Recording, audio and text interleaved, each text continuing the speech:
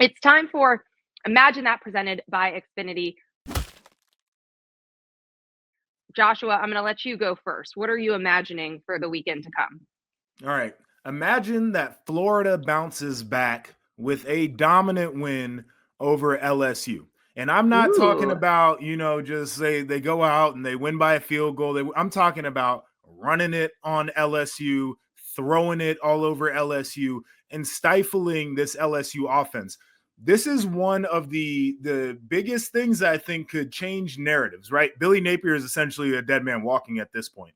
And he needs to come up with some wins. And he's got a schedule where if he can pull some off, I think he might be able to get some people back on his side. But right now, it's like Florida is dead in the water. Billy Napier is essentially fired. Like, I think there are people ready to pack it in. Flip side of that is LSU is kind of the new darling, where people like Ohio State, sure, and maybe Penn State is not as good as we thought. Oregon's not in the spotlight as much as they need to be. But how about Louisiana State University with Garrett Nussmeier and that explosive group of wide receivers and Blake Baker and his improved defense? Here's the thing that I've learned from looking at LSU is I think we overreacted very hard to week one. I don't think Clemson's a very good team. Couldn't run against LSU, turned around, couldn't run against Troy. I'm not sure that LSU's run defense is actually fixed. Garrett Nussmeier wasn't very explosive. That pass game wasn't super explosive against Clemson. Well, they've got first rounders. We shouldn't worry about that. Turnaround against Louisiana Tech or whoever the hell they played, and they still were not explosive. They have the second worst passing offense in the SEC, LSU does, in yards per attempt right now. That is shocking considering the talent they have on offense and the quarterback that's throwing the football. I actually wouldn't be surprised if this happens, but this would be one that is a narrative flipper completely. And I'm curious to see if Florida can actually get the job done in this spot. I mean, this was the time last year that we all thought it was just a matter of time for Billy Napier. Like, he's not going to make it through the season, and they were patient. They gave him a few more weeks. They started to get some of those wins that no one really expected from Florida. So wouldn't be shocked, but it's really interesting that you're kind of calling your shot here on LSU Clemson being the game that we overreacted to week one. Because I usually feel like we have to get to the end of the season. We're like, why did we think this? Why did we think this was such a big win?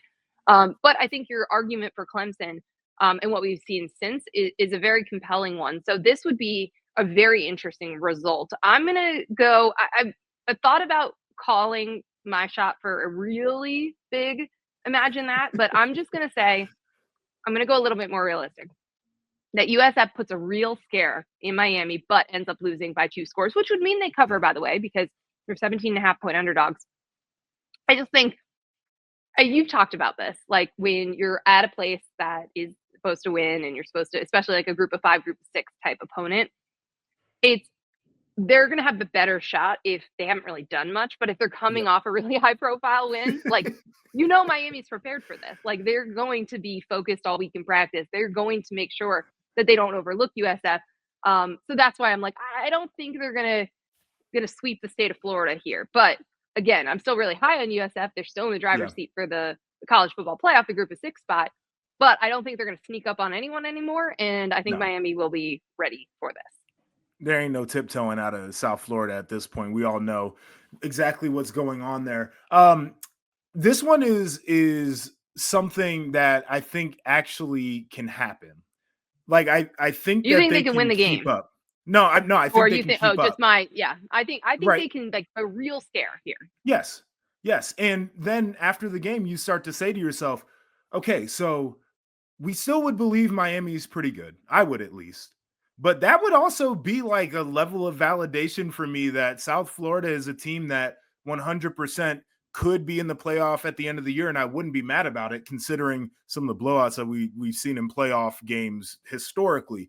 The difference in this one to me feels like it's going to be the lines of scrimmage. Nicole, you've watched it. And I know you're really, really high on Miami's both They're sides. so good on both sides. They're so good. And that is just always the difference when it comes to Power 4, group of 6, even with the portal the way that it is, all of the good linemen move up.